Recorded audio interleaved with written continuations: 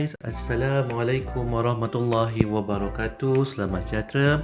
Kembali lagi ke channel Cikgu Fazli Handsome. So, hari ini kita akan belajar bahagian yang keempat dalam bab 4 Matematik tingkatan 5, iaitu Matematik pengguna percukaian. Okay, untuk video kali ini kita akan belajar mengenai cukai jalan, cukai pintu, cukai tanah dan cukai jualan dan perkhidmatan. Okey, yang pertama kita tengok cukai jalan. Apa yang dimasukkan dengan cukai jalan ini?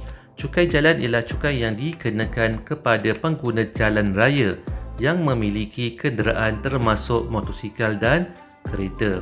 Okey, basikal tak termasuk. Okey, siapakah pembayar cukai? Pembayar cukai bagi cukai jalan ialah pengguna jalan raya yang memiliki kenderaan. Okay, pihak mana yang bertanggungjawab mengutip cukai jalan ni? Okay, pihak yang bertanggungjawab ialah Jabatan Pengangkutan Jalan ataupun JPJ. Okay, bagaimana kaedah percukaian bagi cukai jalan ni dibuat? Okay, yang pertama, pihak pemilik kenderaan perlu membayar cukai jalan sebelum tarikh tamat tempoh cukai jalan. Okay, tarikh tersebut tercetak di atas resit cukai jalan ataupun dipanggil lesen kenderaan motor, dan lesen ini wajib dilekat atau ditunjukkan kepada kenderaan. Okey, cukai jalan ni kita boleh bayar sama ada di Jabatan Pengangkutan Jalan itu sendiri ataupun di mana-mana ejen yang berdaftar seperti pejabat pos. Yang kedua, kenderaan yang cukai jalan tamat tempoh lebih setahun perlu dihantar ke Puspakom untuk diperiksa. Puspakom ialah Pusat Pemeriksaan Kenderaan berkomputer. Di mana laporan pemeriksaan Puspakom ini akan dikeluarkan dan bayaran cukai perlu dihantar ke Jabatan Pengangkutan Jalan untuk mengaktifkan balik cukai jalan yang telah tamat tempoh lebih daripada setahun. Jadi untuk mengelakkan kita kena buat kerja dua kali, habis tamat tempoh cukai jalan, terus kita bayar cukai jalan yang baru ataupun renew.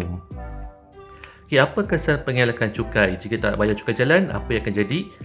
Yang pertama,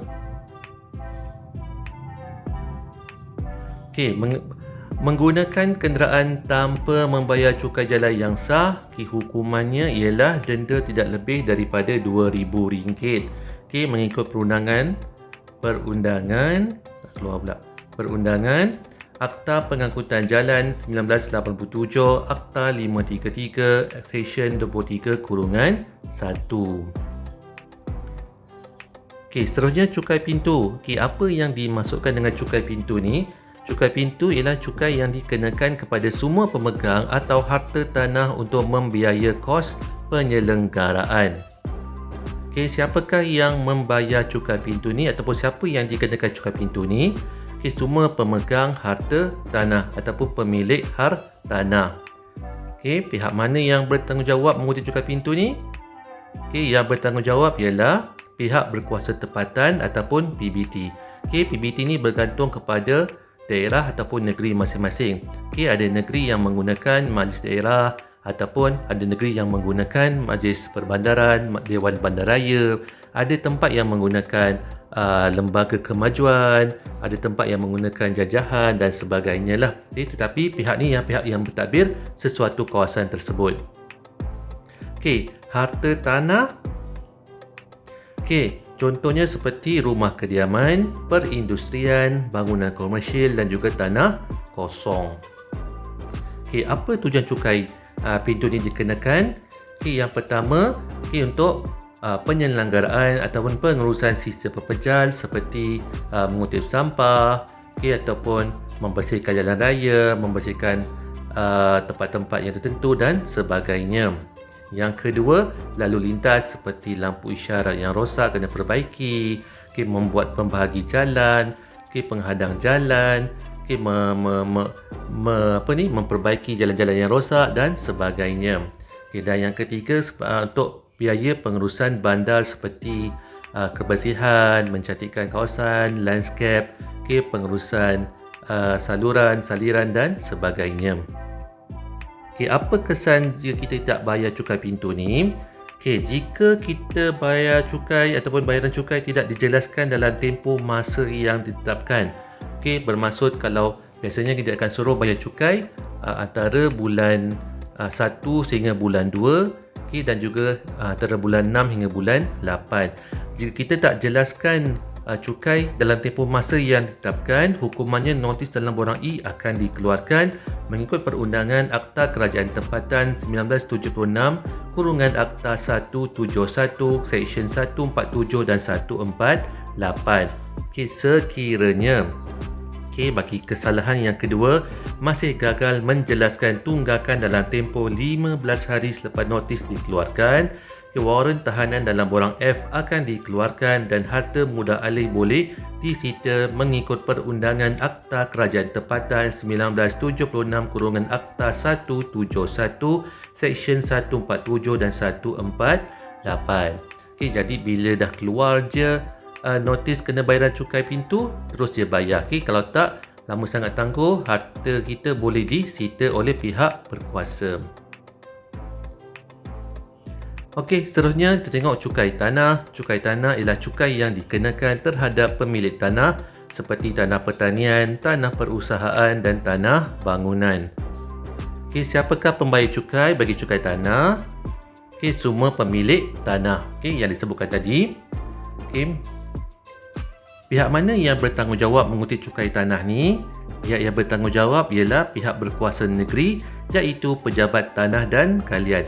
Okey, pejabat tanah dan galian ini terletak di bawah bidang kuasa kerajaan negeri. Okey, tafsiran cukai. Okey, cukai tanah ni ditafsirkan sebagai sewa di bawah Seksyen 5 Kanun Tanah Negara 1965. Okey, contoh tanah. Okey, contoh tanah yang dikenakan cukai tanah. Okey, antaranya tanah pertanian, okey, tanah perusahaan dan tanah bangunan, okey, termasuk rumah kediaman. Nanti dah beli rumah, jangan tak bayar cukai tanah pula, pun kena bayar cukai tanah. Okey, cukai pintu pun kena bayar, cukai tanah pun kena bayar. Okey, selain daripada itu, okey, cukai petak ialah cukai yang dikenakan kepada hak milik strata seperti pangsapuri dan kondominium untuk ganti cukai tanah. So jangan ingat kalau kita dah beli rumah-rumah yang ada tingkat-tingkat ni seperti apartmen, kondominium, pangsapuri dan sebagainya, kita tak perlu bayar cukai tanah. Tak. So cukai tanah ni untuk rumah-rumah jenis macam ni telah digantikan dengan nama cukai petak. Okey, apa kesan kita mengelakkan diri daripada membayar cukai tanah ini? Terzoom pula. Sorry. Okey. Jika bayaran cukai tidak dijelaskan dalam tempoh masa yang ditetapkan, maka hukumannya notis tuntutan dalam borang 6A akan dikeluarkan mengikut Kanun Perundangan Kanun Tanah Negara 1965 Seksyen 97. Okey, yang kedua, jika kita masih gagal menjelaskan jumlah yang dituntut dalam tempoh dinyatakan dalam notis tuntutan, hukumannya tanah boleh dirampas atau dilucut hak mengikut Perundangan Kanun Tanah Negara 1965 Seksyen 100. Okey, jadi sama seperti tanah cukai pintu juga, cukai tanah ni kalau lambat bayar ataupun tak nak bayar, okey, harta kita sampai boleh dilucut hak ataupun disita oleh pihak berkuasa. Okey, cukai jualan dan cukai perkhidmatan. Okey, siapa yang dikenakan cukai jualan dan perkhidmatan ni? Okey, cukai jualan bagi pengeluar dan pengimport dengan nilai jualan barangan bercukai melebihi RM500,000 setahun dan pengimport atau pengeluar perlu daftar di bawah Akta Cukai Jualan 2018. Okey, bagi cukai perkhidmatan pula dikenakan kepada pelanggan perkhidmatan bagi pembekal perkhidmatan nilai perkhidmatan bercukai yang disediakan melebihi nilai ambang RM500,000 setahun dan perlu juga didaftar di bawah Akta Cukai Perkhidmatan 2018. Okey, yang kedua, pelanggan perkhidmatan bagi pembekal perkhidmatan penyediaan makanan ataupun minuman dengan nilai perkhidmatan bercukai yang disediakan melebihi nilai ambang 1.5 juta setahun dan juga perlu didaftar di bawah Akta Cukai Perkhidmatan 2018. Okey, pihak mana yang bertanggungjawab mengutip cukai jualan dan perkhidmatan ni? Okey, cukai jualan dan perkhidmatan terletak di bawah tanggungjawab Jabatan Kastam Diraja Malaysia. Okey, kaedah percukaian. Okey, bagi cukai jualan, cukai jualan dikenakan kepada pengeluar atau pengimport. Bila pengeluar pengimport dikenakan cukai jualan, maka mereka akan memindahkan kos cukai tersebut kepada pemborong ataupun pembeli. Jadi pembeli ataupun pemborong akan membayar harga jualan ditambahkan dengan harga cukai jualan. Manakala bagi cukai perkhidmatan, ada dua. Yang pertama bagi nilai perkhidmatan. Perkhidmatan seperti telekomunikasi, hotel, kad kredit, insurans dan takaful, saluran televisyen berbayar dan sebagainya. Dia punya nilai ambang cukai ialah RM500,000 setahun. Manakala pembekal perkhidmatan makanan seperti KFC, seperti McD dan sebagainya yang nilai perkhidmatan bercukai lebih daripada 1.5 juta setahun, mereka akan menyediakan perkhidmatan. Kemudian pelanggan perkhidmatan tersebut, kita ni semua ni akan membayar harga perkhidmatan tambahkan dengan harga cukai perkhidmatan. Jadi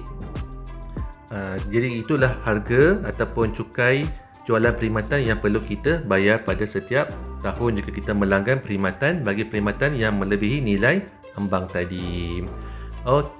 So setakat itu saja. Ada lagi? Minta maaf, ada lagi. Lupa pula. Kesan mengelakkan cukai. Jika kita sengaja mengelak cukai atau membantu orang lain mengelak cukai, ada dua bentuk kesalahan atau bentuk hukuman. Jika kita melakukan kesalahan bagi kali pertama, denda 10 hingga 20 kali ganda amaun cukai jualan atau penjara tidak lebih 5 tahun atau kedua-duanya sekali. Jika kita melakukan kesalahan yang kedua, tak serik-serik, denda yang dikenakan 20 hingga 40 kali ganda amaun cukai jualan, penjara tidak lebih 7 tahun atau kedua-duanya. Kedua-dua kesalahan ni ataupun kedua-dua hukuman ni mengikut perundangan Akta Cukai Jualan 2018, Akta 806, Seksyen 86(1) dan 86(2). Yang kedua, amaun cukai yang dielakkan tidak dapat ditentukan.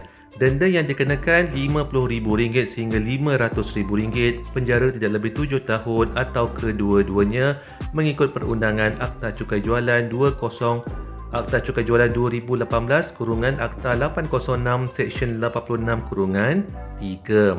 Yang ketiga, pihak yang membantu dalam penyediaan penyerta cukai yang kurang besar, denda RM2,000 hingga RM20,000, penjara tidak lebih 3 tahun atau kedua-duanya mengikut perundangan Akta Cukai Jualan 2018, Akta 806, Seksyen 86(4). Hukuman yang sama juga digariskan dalam Akta Cukai Perkhidmatan 2018, Akta 806, Seksyen 71. Maksudnya kesalahan yang sama juga dikenakan bagi pihak yang melakukan kesalahan pengelakan cukai untuk cukai perkhidmatan. Jadi itu saja yang kita akan belajar untuk video kali ini. Seperti biasa, jangan lupa subscribe channel YouTube saya, Cikgu Fazli Handsome. Jika ada sebarang komen, teguran, cadangan dan sebagainya, boleh tuliskan pada ruangan komen. Jika inginkan nota-nota yang saya gunakan dalam video saya, boleh subscribe ataupun boleh join channel Telegram saya, Cikgu Fazli Handsome. Sehingga kita berjumpa lagi untuk video yang akan datang. Bye!